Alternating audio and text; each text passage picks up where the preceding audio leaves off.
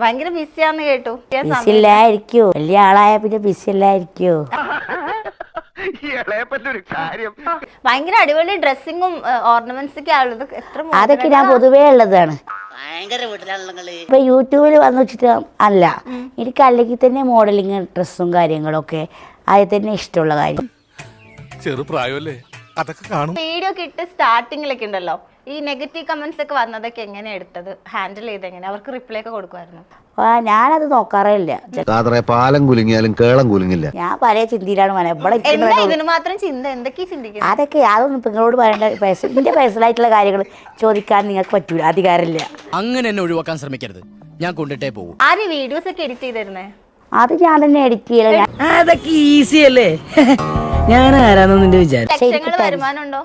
ലക്ഷങ്ങൾ വരുമാനം കൈ കിട്ടിയെങ്കിലും ലക്ഷങ്ങൾ വരുമാനം ഉണ്ടോന്ന് അറിയാൻ പറ്റും.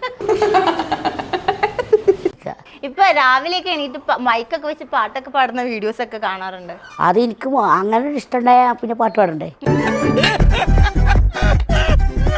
മെസ്സേജസ് ഒക്കെ വരാറുണ്ടോ? എന്തായിരുന്നു ഓർത്തിരിക്കുന്ന ഒരു മെസ്സേജ് പെട്ടെന്ന് ഓർമ്മ വരുന്ന എന്താ?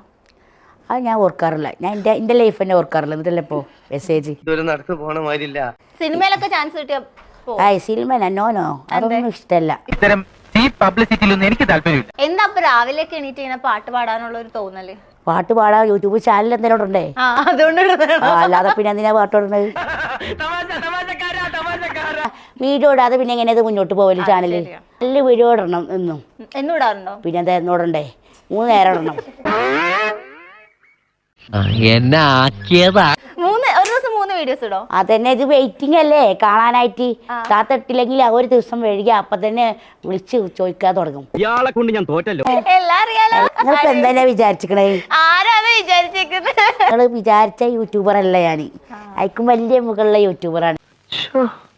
നീയാളൊരു മഹാനായി മാറി. അതെ.